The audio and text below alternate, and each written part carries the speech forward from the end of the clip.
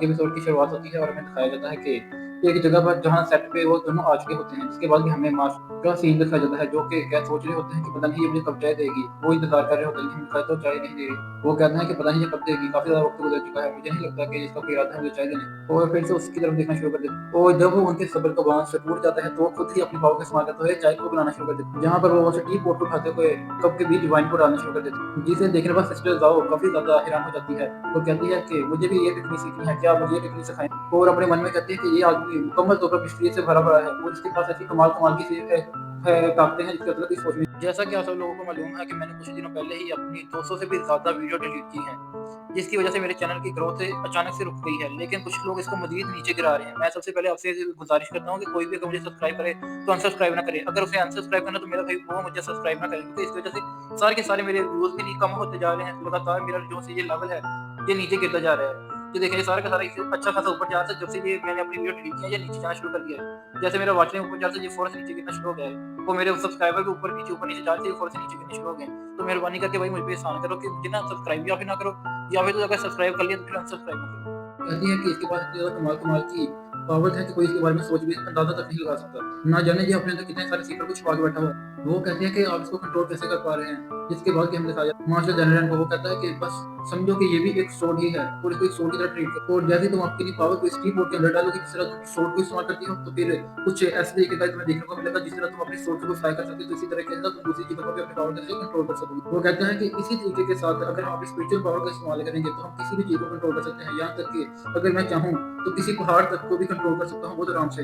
जिसके बाद वो अपने मन में सोचती है कि काफ़ी सारे सीक्रेट है इनके पास, जिसको वो बोल भी देती है कि आपके पास तो काफ़ी सारे सीक्रेट है। वो कहता है कि सही बात है, लेकिन इंसान के हमेशा से सीक्रेट कुछ होते हैं और हमेशा इंसान को अपने सीक्रेट छुपा कर ही रखने चाहिए। जिसके बाद वो मज़ीद बताते हुए कहती है कि पुराने मास्टर जो जनरल थे यहाँ के, और मुझे डिसेबल एक्सेप्ट कर लिया था, लेकिन उन्होंने मुझे लगता है कि यहाँ पर कोई ना कोई टेक्निक की बुक छुपाई होगी, जो कि अगर हमारे हाथ लग जाए तो हमारे काफ़ी ज़्यादा पावरफुल हो सकते हैं। जिसे सुनने के बाद जनरल कहता है कि हाँ, तुम्हारी बात तो बिल्कुल सही। जिसके बाद हमें दिखाया जाता है जनरल को। वो कहता है तुम्हारी बात में बहुत ज़्यादा दम है। यकीनन यहाँ पर बहुत सारी बुक्स पढ़ी होंगी कल्टीवेशन के लिहाज से। तो सिस्टर दाऊद मजीद आगे बताते हुए कहते हैं कि आपको नहीं लगता कि हमें पूरे सेक्टर के अंदर तलाशी करनी चाहिए हर एक चीज़ की, जिसके बाद हमें काफ़ी सारे सीक्रेट के बारे में मालूम हो सकता है। लेकिन एक और बात बताते हुए कहते हैं कि मुझे काफ़ी ज़्यादा दुःख है इस बात का। मुझे लगा था कि जब मैं सेक्टर के अंदर जाऊँगी तो फिर मैं मास्टर जनरल के साथ अपनी प्रैक्टिस को कंटिन्यू करूँगी, उनके साथ ही अच्छा कल्टीवेशन किया करूँगी। लेकिन अफ़सोस वो पता नहीं हेवन में चले गए हैं, लेकिन मुझे हमेशा डाउट रहता है कि वो हेवन में नहीं गए, बल्कि यहीं पर ज़मीन पे रह गए हैं और वो कहीं न कहीं पर गुम हो चुके हैं। जिसके बाद हमारा जनरल कहता है कि हाँ, तुम्हारी बात हो सही हो सकती है। वैसे भी जहाँ तक मेरा ख्याल है, ऐसा होना कोई बड़ी बात नहीं है, क्योंकि वो अगर चाहें तो हेवन में भी जा सकते हैं और चाहें तो ज़मीन पे भी रह सकते हैं। वो कहते हैं कि हाँ, आपकी बात बिल्कुल सही है। वो कहती है कि आपको ये नहीं लगता कि मास्टर जनरल अगर इस दुनिया में किसी भी जगह पे रहना चाहे तो वो रह सकते हैं, क्योंकि उनकी पावर इतनी ज़्यादा थी कि वो दुनिया के किसी भी कोने में जाकर के रहना चाहें तो कोई भी उनको रोक नहीं सकता। और वैसे भी वो इस वर्ल्ड में सबसे ज़्यादा स्ट्रॉन्गेस्ट थे। और आगे बताती है कि अब तो हमारे पास कोई मास्टर भी नहीं है जो हमें सिखा सके, और मुझे ऐसा पता नहीं क्यों लगता है कि कहीं ऐसा ना हो कि हम बाकियों से पीछे रह जाएँ कल्टीवेशन के लिहाज से। वो कहते हैं कि मास्टर ने मुझे वो एक रिंग दी थी, जो कि मैंने ब्रेसलेट के तौर पे अपने वहाँ पे डाल दी, और तुम्हारे पास वो ब्रेसलेट है। मुझे समझ नहीं लगता कि तुम्हारा और मास्टर का ताल्लुक किस तरीके के साथ था।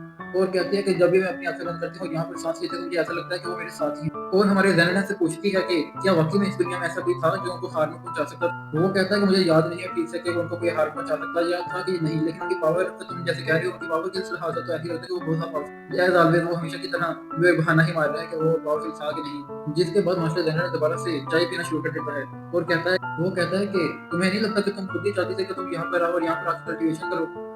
वो कहते हैं कि हाँ, मैं बिल्कुल ऐसा चाहती थी, लेकिन मैं ये नहीं चाहती थी कि ऐसे तरीके के साथ ये सब कुछ हो। और उसके बाद वो उसके टी पॉट को भी रोक देती है, ऊपर उठने से, उसकी चाय को रोक देती है कप में डालने से। और कहती है कि तुम मेरी बातों की तरफ तवज्जो क्यों नहीं दे रहे हो? मैं तुम्हारे से इतनी ज़्यादा ज़रूरी बातें कर रही हूँ, तो तुम हो के बिल्कुल भी तवज्जो नहीं दे रहे। जिसके बाद वो अपने कप को दोबारा से उठाते हुए कहता है कि मुझे नहीं लगता कि तुम्हारी बातों में कुछ खास दम है। जिसके बाद हमें उसको दिखाया जाता है, वो कहता है कि लेकिन तुम्हारी एक बात में बहुत ज़्यादा दम था कि यहाँ पर टेक्निक्स की कुछ किताबें छुपी हुई हो सकती हैं। यहाँ पर हमें दिखाया जाता है कि ज़ेन रन के बंदर उसके लिए कुछ फ्रूट लेकर आ रहे होते हैं, क्योंकि उनको ज़ेन रन के बगैर दिल नहीं लग रहा। और कहते हैं कि हमें उम्मीद है कि वो हमें एक्सेप्ट कर लेगा यहाँ पर भी, और हमें उम्मीद है वो हमें देखकर बहुत ज़्यादा खुश हो। और आपस में बातें कर रहे होते हैं। जब से मास्टर ज़ेन रन गए हैं, हमारा तो किसी भी जगह पर दिल नहीं लगता। हमें उम्मीद है कि वो इस फ्रूट के बदले में हमें यहाँ पर रहने की इजाज़त दे देंगे। दूसरी तरफ हमें मास्टर ज़ेन रन का सीन दिखाया जाता है, जो कहता है कि क्या तुम्हें नहीं लगता कि तुम बहुत ही ज़्यादा सोचने लग पड़ी हो? वो कहती है कि मुझे फ़िक्र है अपने माशरे की, लेकिन तुम्हें बिल्कुल भी फ़िक्र नहीं होती। तुम्हें नहीं लगता कि तुम बहुत ज़्यादा मीन हो? लेकिन नेक्स्ट सीन में हमें कुछ दूसरे बंदरों को दिखाया जाता है, जो कि इसी माउंटेन में आके रह रहे थे। वो कहते हैं कि ये क्या? कुछ दूसरे बंदर यहाँ पर आने की कोशिश कर रहे हैं और वो चिल्लाता है, कहता है कि हम इनको बिल्कुल भी यहाँ पर रहने की इजाज़त नहीं देंगे और इनकी हिम्मत कैसे पड़ी यहाँ पर आने और उन पर हमला करने के लिए चले जाते हैं। जिसके बाद कि हमें जो उन बंदरों के दरमियान लड़ाई को दिखाया जाता है, जहाँ से हमारे मास्टर फ़ील होता है कि यहाँ पर उनके बंदर आ चुके हैं। इसके बाद वो सोचते हैं कि वो यहाँ पे क्या करने के लिए वो कहता है कि चलो अच्छा ही है मेरे लिए, क्योंकि वो वैसे भी मेरे साथ बहुत ज़्यादा घुल-मिल के रहते थे, तो मुझे काफ़ी ज़्यादा पसंद करते थे। और कहता है कि तुम यहीं पे रहो, मैं जाता हूँ जाके अपने बंदरों को बचाता हूँ दूसरे बंदरों से, उनको यहाँ से भगा लेता हूँ। जिससे कि हमें ये बात पता चल जाती है कि जो से दूसरे बंदे यहाँ पे रह रहे हैं वो मास्टर ज़ैनब के नहीं हैं। इसके बाद हमें दिखाया जाता है कि वो अपने ग्लास को रखते हैं और फ़ौरन से वहाँ से जाने लगते हैं। वो कहते हैं कि ये बहुत ज़्यादा इंटरेस्टिंग होने वाला है, उनको लड़ाई करते हुए देखना और फ़ौरन से वहाँ से भाग के चले जाते हैं। और कहते हैं कि मुझे किसी न किसी चीज़ की ज़रूरत पड़ने वाली है उनको रोकने के लिए, ऐसे में उनको नुकसान है। हमें दिखाया जाता है कि उनको एक लकड़ी मिल जाती है और कहते हैं अब इन्हीं के ज़रिए हम दूसरे बंदरों को मदद सिखाओ। जिसके वो कहता है कि क्या तुम नहीं आना चाहोगे? वो कहते हैं नहीं मैं नहीं आना चाहता। जिसके बाद वो खुद ही चले जाते हैं वहाँ से। जिसके बाद वो कहते हैं कि मुझे समझ नहीं लग रही, ये बड़े-बड़े मामलात की तरफ बिल्कुल तवज्जो नहीं देते, लेकिन जैसे ही इनको पता चला कि इनके बंदर मुसीबत में है, ये फ़ौरन से यहाँ से उठ के चले गए। वाक़ई में ये कैरेक्टर बहुत ज़्यादा मिस्टीरियस है। कभी-कभी तो ऐसा लगता है ये बहुत ही ज़्यादा पावरफुल है और कभी-कभी ऐसा लगता है ये इतना ज़्यादा लूमड़ा है कि कोई भी इसके साथ आके इसको मदद चखा के चला जाए इसको। वो कहता है कि पता नहीं तुम क्या कुछ कर रही हो? वो कहती है कुछ नहीं। वो कहती है वाक़ई में ये एक बेवकूफ़ है। जिसके बाद ये हमें सिस्टर लॉ को दिखाया जाता है, जो कि वहीं पे बैठे हुए इंतज़ार कर रहे होते हैं कि कब आएगा ज़ेनरेन। नेक्स्ट सीन में हमें ज़ेनरेन को दिखाया जाता है, जो कि वापस आ रहा होता है बंदरों की मदद करने के बाद। लेकिन नेक्स्ट हमें डीमन शेफ्ट को दिखाया जाता है, जिसके बाद हमें डीमन शेफ्ट को दिखाया जाता है, जहाँ पर कि हम मास्टर लिन को दिखाया जाता है, जिसके भाई ने इनको अंडरवर्ल्ड के मास्टर के पास भेज दिया होता है कल्टीवेशन सीखने के लिए। लेकिन वो यहाँ पे बिल्कुल नहीं रहना चाहता। नेक्स्ट सीन में हमें दिखाया जाता है कि वो वहाँ से भागकर मास्टर जनरल के पास आया होता है और कहता है कि प्लीज़ मुझे आप अपना डिसाइडर बना लीजिए, मैं सब कुछ आपसे सीखना चाहता हूँ। वो कहता है कि मुझे आपकी बातें बहुत ज़्यादा अच्छी लगती हैं। आपने पिछली बार मुझे जो बात बताई, वो मेरे लिए एक रोल मॉडल बन चुकी है। मुझे उम्मीद है कि मास्टर मुझे मना नहीं करेंगे अपना डिसाइडर बनाने के लिए। लेकिन सिस्टर लॉ कहते हैं नहीं तुम यहाँ पे नहीं रह सकते, क्योंकि तुमने कोई टेस्ट को पास नहीं किया और तुमने किसी तरीके की कोई एफर्ट नहीं दिखाई। जिसे सुनने के बाद वो काफ़ी ज़्यादा मायूस हो जाता है और कहता है कि मैं मानता हूँ कि मैं इस टेस्ट को पास नहीं कर सकता, लेकिन मुझे उम्मीद है कि मास्टर जनरल मुझे मदद करेंगे। जिसके बाद वो कहते हैं कि बस इसको इग्नोर करो, इसकी तरह ज़्यादा तवज्जो देने की कोई ज़रूरत नहीं है जनरल। जनरल कहता है कि मुझे तुम अपने डिसाइबल के रूप में मंजूर हो, लेकिन मैं तुम्हें इसी तरीके के साथ नहीं सिखा सकता। तुम्हें जहाँ पे मेरे बंदर रहते हैं वहाँ पर आ जाया करोगे, तो मैं तुम्हें कुछ टेक्निकें सिखा दिया करूँगा। जिसे सुनने के बाद वो काफ़ी ज़्यादा खुश हो जाता है, जो कि हमें उसके चेहरे से साफ-साफ दिखाई दे रहा है और कहता है कि मास्टर का बहुत ज़्यादा शुक्रिया मेरी मदद करने के लिए, मैं आपका ये एहसान ज़िंदगी भर याद रखूँगा। वो उसको ग्रीट करके वहाँ से चला जाता है। जिसके बाद सिस्टर ज़ियाओ कहती है कि जनरल तुमने ये क्या किया? उसने टेस्ट पास नहीं किया, उसने किसी तरीके की कोई एफर्ट नहीं की, उसके पास कोई कल्टीवेशन की पावर नहीं है, उसको कोई स्पेशल आदमी नहीं है, लेकिन फिर भी तुमने उसको अपना डिसाइबल क्यों बना लिया? जिसका जवाब कि हमारा जनरल सिर्फ एक अल्फाज़ में कहता है। वो कहता है कि बस मेरा दिल कर रहा था। जिसे सुनने के बाद सिस्टर ज़ियाओ कहती है मैं भी किससे बात कर रही हूँ? जिसके ऊपर के अपना माथा पटक के मेरा सिर फट जाएगा, लेकिन इस पर कोई असर नहीं होगा। जिसके बाद हमें मास्टर जनरल के बंदरों को दिखाया जाता है, जो कि वहाँ पर आ रहे होते हैं। जिसके बाद मास्टर जनरल कहते हैं कि मुझे लगता है कि तुम्हारे सारे के सारे मैटर सॉल्व हो चुके हों और उसकी तरह डंडा फेंकते हुए कहते हैं कि चलो इसको पकड़ो और काफ़ी ज़्यादा खुश होते हैं बंदरों के यहाँ आने से। जिसके बाद की सिस्टर दाओ कहती है कि मैंने तुमसे एक ज़रूरी बात कही थी कि हमें ट्रेजर को ढूँढना। जिसके बाद जनरल कहता है कि अच्छा ट्रेजर ढूँढना? वो कहता है तुम्हारे लिए सोर्स स्किल कैसी रहेगी? जिसके बाद वो एक दरख्त के पास जाता है और जैसे ही उसके अंदर अपना हाथ डालता है तो अचानक वहाँ से कुछ रोशनी बाहर निकलती है और अचानक उस रोशनी के बीच से एक किताब निकलती है, जिसे देखकर सिस्टर दाओ बहुत ज़्यादा हैरान हो जाती है और कहती है कि मैंने सिर्फ इसको ये कहा था कि हम टेक्निक ढूँढते हैं, ना ही मैंने स्पेसिफिक लोकेशन बताई है, ना ही मुझे ये पता था कि ये कहाँ पर है। लेकिन इसे कैसे पता पड़ा कि यहाँ पर एक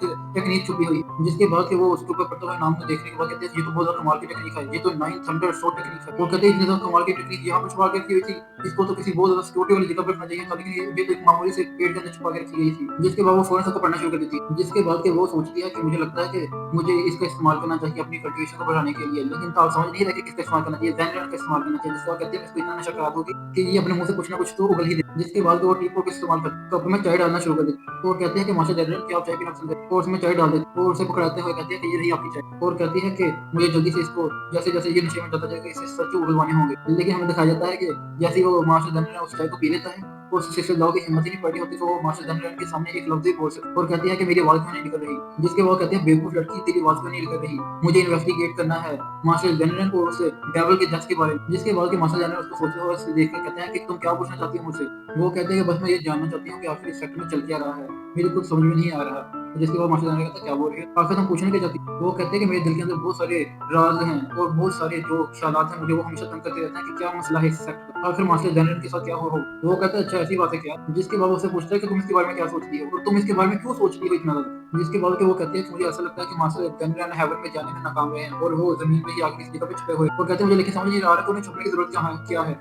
और काफ़ी वक़्त से मेरे दिमाग में सिर्फ़ यही बातें चलती आ रही हैं और मुझे नहीं लगता कि मैं इन बातों को भुला सकती हूँ। और कहते हैं कि मैं काफ़ी वक़्त से इसको इन्वेस्टिगेट करने की कोशिश कर रही हूँ, काफ़ी सारी मालूमात मैंने इकट्ठी करी, जिसके बाद हमें उस पहले एपिसोड के सीन को दिखाया जाता है, जहाँ पर कि नाज़िम ये कहती है कि यहाँ पर ये वो मेरी टीम में मेरे सामने बैठा हुआ था, जो कह रहा था कि मैं मास्टर जनरल को हेवन में पहुँचने कभी भी नहीं दूँगा। जिसके दूसरी तरफ सिस्टर जाओ बताते हुए कहती है कि उसका रेल ना बहुत ज़्यादा कम था, यहाँ तक कि वो मुझे भी टक्कर नहीं दे सकता था, लेकिन फिर भी वो मास्टर जनरल को हेवन में जाने से रोकने की बातें कर रहा था। आखिर ऐसे कैसे कर सकता है? जिसके बाद मास्टर जनरल को दिखाया जाता है, वो कहता है कि मैं कुछ वक़्त के लिए यूजी टाउन में रुका था और यहाँ पर कुछ ना कुछ स्ट्रेंज मुझे उस वक़्त फ़ील हो रहा। और कहते हैं कि बाहर से एक डीमन आया और उसने ये सब कुछ किया और करके चला भी गया, यहाँ के मर गया। वो कहता है कि उसने इस ज़मीन को 3000 माइल तक खोदा होगा, जिसकी वज़ह से वो तो हमारे बैरियर को क्रॉस करने के बाद अंदर आ, जिसके बाद हमें उस आदमी की एक झलक भी दिखाई जाती है, जहाँ पे कि हमारा मास्टर जनरल सोच रहा होता है कि जितना यहाँ पर इस तरीके से शादी हुआ और मास्टर जनरल को ऐसा फ़ील हो रहा था जैसे वो डीमन उनके साथ बात करने की कोशिश कर रहा हो, लेकिन ये सिलसिला उनके ख्याल में ही था। जिसके बाद फिर दाऊद बताती है कि मैंने उस डीमन को रोक के रखा, उसने मुझे बहुत ज़्यादा कोशिश की अपनी बातों के अंदर उलझाने की, लेकिन मैंने उसकी तरफ ज़रा बराबर भी सोचा नहीं। लेकिन हमारे दूसरे सक्रिय मास्टर ने आकर उसको जान से मार दिया और इस पर इन्वेस्टिगेशन भी नहीं की, जो कि काफ़ी ज़्यादा बुरी बात और बहुत ही ज़्यादा अजीब भी। मास्टर जनरल कहता है कि हाँ, ये अजीब बात तो है, लेकिन इस वक़्त इतना ज़्यादा फ़िक्रमंद होने की ज़रूरत नहीं है। वो कहते हैं नहीं, आप समझ नहीं रहे, एक डीमन बाहर से आया, उसको मार दिया गया, इन्वेस्टिगेशन भी नहीं की गई। मास्टर जनरल का अचानक से एसपी के साथ हो जाना, ये बातें आपस में रिलेटेड लगती हैं। और लगता है कि मुझसे सेक्टर का ही कोई आदमी है, जिसकी वजह से मास्टर जनरल हाईवे में पहुँचने से रुक गए। मास्टर जनरल भी सोचता है, कहता है कि हाँ, इसलिए के साथ हो सकता है कि सेक्टर का ही कोई आदमी मिला हो उस डीमन से और उसको सेक्टर के अंदर लाने का बायस बना हो। लेकिन कहता है कि मुझे इससे कोई फ़र्क नहीं पड़ता। वैसे भी मेरे लिए ये कोई बड़ा मसला नहीं है और ये बहुत ज़्यादा मामूली बात है। जिसके बाद रिचर्ड ज़ाओ बताते हुए कहती है कि लेकिन मैंने उसकी बॉडी को सँभाल लिया था, उसकी बॉडी को सँभाल के एक जगह पे रख दी। जिसके बाद कि रिचर्ड ज़ाओ बताती है कि लेकिन मैंने उस दिन एक आवाज़ भी सुनी थी, जो कि बहुत ज़्यादा दर्द भरी। वो कहता है, क्या तुमने दर्द भरी आवाज़ सुनी? नहीं, ऐसा कैसे हो सकता है? तो तुमने उस आवाज़ में क्या सुना था? वो कहती है कि उस आवाज़ में मुझे समझ नहीं लगा था कि क्या बोला गया है, लेकिन वो बहुत ज़्यादा दर्द भरी थी। ऐसा लग रहा था कि वो काफ़ी ज़्यादा चीख रहे हैं। वो कहता है, याद करने की कुछ कोशिश करो। मुझे उम्मीद है कि तुम्हें कुछ ना कुछ याद आ रहा होगा। सोचो तुमने क्या सुना था उस वक़्त? वो कहते हैं, मुझे सही तरीके से कुछ भी याद नहीं। वो कहते हैं कि वो आवाज़ पूरी तरीके के साथ भरी-पड़ी थी, रिग्रेट के साथ, यानी कि वो बहुत ज़्यादा अफ़सोस के साथ भरी-पड़ी थी आवाज़। और कहते हैं कि मायूसी भरी आवाज़ थी वो। जिसके बाद मास्टर जनरल कहता है कि क्या तुम श्योर हो कि तुमने उस आवाज़ को सुना था गौर के साथ, कि वो मायूसी भरी थी? वो कहते हैं कि हाँ। वो कहते हैं कि ये अभी तक मेरे ज़हन में बिल्कुल ताज़ा है। और कहते हैं कि मास्टर को ही उस वक़्त देख रही थी और मैं देखना चाहती थी कि वो किस तरीके से हेवन में जाते। लेकिन वहाँ पर बहुत ज़्यादा तेज़ लाइट चमकी, जिसकी वज़ह से कोई भी वहाँ पर कुछ भी नहीं देख सकता। जिसके बाद वो आगे बताता है, कहते हैं कि पहले तो मैं इस बात पे यकीन नहीं करना चाहती थी, लेकिन मुझे उनकी इसी आवाज़ ने ये सोचने में मजबूर कर दिया कि क्या वो वाक़ई में हेवन में गए हैं। जिसके बाद वो कहते हैं कि लेकिन कुछ वक़्त के बाद मैं मज़ीद से मज़ीद क्यूरियस होती गई ये बात जानने के लिए कि उनके साथ क्या हुआ है और उन्होंने अपनी सबसे ज़्यादा पावरफुल स्वॉर्ड मुझे क्यों दे दी और दूसरी तुम्हें क्यों दे दी। लेकिन मास्टर जनरल ने एक ही बात कहता है, वो कहता है कि मुझे बस उस डिसाइबल के पास लेके जाओ जहाँ पर तुम उसकी डेड बॉडी रखी हुई। नेक्स्ट सीन में हमें मास्टर जनरल को दिखाया जाता है, जिससे कि सिस्टर जाओ उस डेड बॉडी के पास लेके आ चुकी थी, जिसे देखने के मास्टर जनरल कहता है कि अच्छा ये है, लेकिन इस डेड बॉडी में एक अजीब बात है कि ये अभी तक ताज़ी कैसे है, यहाँ तक कि यहाँ पे तो 3 से 4 साल गुजर चुके हैं और ये डेड बॉडी ऐसी है जैसे अभी-अभी किसी ने इसे यहाँ पे रखा हो। और कहता है कि मुझे इसकी बातों में कुछ ना कुछ अजीब लग रहा है, जैसे ये कुछ बोलती है मुझे लगता है कुछ अजीब हो रही है। जिसके बाद मास्टर जनरल उसके पास बैठते हुए कहता है कि मुझे ऐसा लग रहा है कि इसके जिसमें अभी भी सोल स्टोन का कुछ एसेंस बाकी है। जिसके बाद वो बताता है कि पहले तो मुझे लगा था कि ये मामूली सी चीज़ है कि इसका मर जाना और मास्टर इसे मार दिया तो ये कोई आम बड़ी बात नहीं, लेकिन इसके बाद मुझे बहुत ज़्यादा अजीब। और कहते हैं कि तकरीबन आधे साल पहले मैं इसकी डेड बॉडी को लेके गई थी एक मास्टर, जिसने कि मुझे बताया कि ये डिसाइपल यहाँ का नहीं है और यहाँ के अंडरवर्ल्ड के साथ भी इसका कोई ताल्लुक नहीं। और कहते हैं कि ये सुनने के बाद बहुत ज़्यादा परेशान हुई, क्योंकि मुझे लग रहा था कि अंडरवर्ल्ड मास्टर किसी न किसी तरीके के साथ इसमें रिलेट करता है। वो कहता है कि तुम ये सब कुछ जानने के लिए इतने ज़्यादा बेताब क्यों हो? क्या तुम्हें नहीं लगता कि तुम इसके बारे में कुछ ज़्यादा ही सोच रही हैं? इसको पर्सनली काफ़ी ज़्यादा सोल्व करने की कोशिश की और कहती है मैंने हर एक सीक्रेट को जानने की भी कोशिश की। और बताती है कि इसमें मैंग फैमिली भी शामिल थी, जिसके बाद मुझे इन्वेस्टिगेट करने के बाद पता चला कि ये डीमन जो ये डिसाइपल था ये मैंग फैमिली के साथ मिला हुआ था। और कहती है कि इसने अपने मास्टर से एक मेडिसिन ली थी, जिसके मतलब मुझे कुछ भी मालूम नहीं हो सका। जिसके बाद वो कहती है मुझे सिर्फ शक है शांग फैंग पर, मुझे लगता है कि वही इसका सबसे बड़ा एक राज है, उसी की वजह से ये सब कुछ हुआ है। और बताती है कि मास्टर भी जंग रैन को पसंद नहीं करते, काफ़ी ज़्यादा क्लोज़ और उन्हें मास्टर जनरल के मतलब सब कुछ पता था। मुझे लगता है कि वही इसके और बताते हैं कि ये लड़का आउटसाइड थी 9 पीक है, यानी कि ये दूसरे पीक से ताल्लुक रखता है और इस पीक में और कहता है कि वो उस स्टोन के बीच इतनी ज़्यादा पावर है कि गॉड्स भी उसका इस्तेमाल करते हुए अपने आप को बहुत ज़्यादा पावरफुल बना सकते हैं और ब्रेक थ्रू भी कर अपने किसी एडवांस लेवल टेक्निक को भी मज़ीद एडवांस कर सकते हैं। और कहता है कि सबसे ज़्यादा मेन काम तो उसका यही है कि एक इंसान के जिस्म की सोल को दूसरे जिस्म के अंदर एंटर करवाना और इसके लिए इतनी ज़्यादा पावर की ज़रूरत पड़ती है कि इंसान अपनी पूरी ज़िंदगी लगाकर भी इससे इतनी ज़्यादा पावर को गेन नहीं कर सकता। इसीलिए मुझे इस बॉडी को खत्म करना होगा। जिसके बाद फौरन से आको उस डेड बॉडी की तरफ फेंक, जिसके बाद वो डेड बॉडी जलना शुरू, जिसे देखने में वो काफ़ी ज़्यादा घबरा जाती है और कहती है कि यार ये आपने क्या कर दिया? मैंने आपको सारा कुछ बता तो दिया। जिसके बाद वो कहता है ये आपने क्या कर दिया? मैंने आपको सब कुछ बता तो दिया है। आप क्या ये नहीं नहीं जानना चाहते कि उनके साथ क्या। वो कहता है कि तुम्हें इस मामले से दूर रहने की जरूरत है। मैंने जहाँ तक ये बात जानी है, तुम्हें नहीं पता कि ये कितना खतरनाक हो सकता है तुम्हारे। वो कहता है कि इसे वाकई में उस पत्थर के बारे में कैसे पता चला। वो चीज सिर्फ हमारे यहाँ 9 पीक में ही मिलता है और पूरे वर्ल्ड में उसकी बैन है और कोई भी उसको हासिल नहीं कर सकता। यहाँ तक कि कोई भी उसके नजदीक तक नहीं जा सकता। जिसके बाद वो कहता है मुझे सारे के सारे सबूतों को खत्म करना होगा ताकि कोई भी इस मामला के बारे में मजीद ना जान सके। और कहता है कि मैंने अपनी डेड बॉडी के पास उस स्टोन को इसलिए छोड़ दिया था कि क्योंकि मुझे पता था कि वहाँ पे कोई नहीं आ सकता। और याद करता है अपनी उस मीटिंग को जो कि उसने डीमन के साथ की थी, जहाँ पर कि हमें बताया जाता है कि ये उसके साथ पहले भी मिल चुकी। वो डीमन जब इसके पास आया था उसने उसके साथ बातें और इसे बताया था कि इस दुनिया में कल्टीवेशन के बहुत सारे तरीके हैं, लेकिन कल्टीवेशन के सिर्फ सिर्फ 2 तरीके ही मशहूर हैं। जो उसमें से एक तो ये है कि आप बस कल्टीवेशन करें और दूसरा ये है कि आप अपना कल्टीवेशन का खुद रास्ता निकालें। पहले तरीके के साथ कल्टीवेशन करने के साथ आगे पूरी पूरी जिंदगी लग जाएगी, लेकिन आप बहुत ज़्यादा पावरफुल नहीं हो सकेंगे। लेकिन दूसरे तरीके के साथ अगर हम चाहें तो हम इतने ज़्यादा पावरफुल हो सकते हैं कि कोई सोच भी नहीं सकता। और कहता है कि मैं भी उन्हीं में से एक हूँ जिन्होंने अपना रास्ता सीधा चलने की जगह पे उल्टा चला और मैं अभी से ज़्यादा स्ट्रॉन्ग बन चुका हूँ। वो कहता है कि कुछ लोग ऐसे होते हैं जो कि खुराक को खाते हैं एंजॉय के लिए, कुछ लोग ऐसे होते हैं जो इसको खाते हैं पेट भरने के लिए और कुछ लोग इसको खाते हैं सिर्फ जायके के लिए। और कहता है कि तुम इस बात को पसंद नहीं करोगे, लेकिन मैं जानता हूँ कि तुम्हें ये बात मान्य होगी। जिसपे वो कहता है कि इंसान को हेवन में जाने से पहले इंसानियत जाननी चाहिए, जो कि मास्टर जनरल बिल्कुल भी नहीं जानते। वो हमेशा से अकेले रहते थे और हमेशा कल्टीवेशन के बारे में सोचते थे। उनको ह्यूमन लाइफ, डेथ और लाइफ के मतलब कोई भी नॉलेज नहीं थी। वो सिर्फ अपने आप को पावरफुल देखना चाहते थे। वो कहता है कि मुझे पहले तो इसकी बातें समझ में नहीं आई थी, लेकिन मुझे अब धीरे-धीरे करके इसकी बातें समझ में आ रही हैं। जिसके बाद वो डीमन कहता था कि अगर सब्जी को भी पोट-पोट के इसे सालन के अंदर डाल दिया जाए तो उसका भी ज़ायका बहुत ज़्यादा अच्छा हो जाता है। इसी तरीके के साथ अगर हम अपनी सोच को बदल दें और लाइफ और डेथ के रियल मायने को समझ लें और ह्यूमैनिटी को भी समझ लें, तो हम एक रियल मायने में बहुत ज़्यादा पावरफुल कल्टीवेटर बन सकते हैं। दूसरी तरफ मास्टर जनरल जैसे इस बात को सोच रहे होते हैं, वो कहता है कि कहीं ऐसा तो नहीं कि मैंने खुद ही अपने आप को हेवन में जाने से रोक दिया हो। और इसी के साथ आज की एपिसोड हो जाती है खत्म। मुझे उम्मीद करता हूँ कि आपको ये एपिसोड पसंद आएगी और आपके लिए आज मैं एक और एनिमे को एक्सप्लेन करने वाला हूँ। वो एनिमे मैंने काफ़ी ज़्यादा अच्छे तरीके से एक्सप्लेन किया, मुझे उम्मीद है कि आपको काफ़ी ज़्यादा अच्छी लगेगी।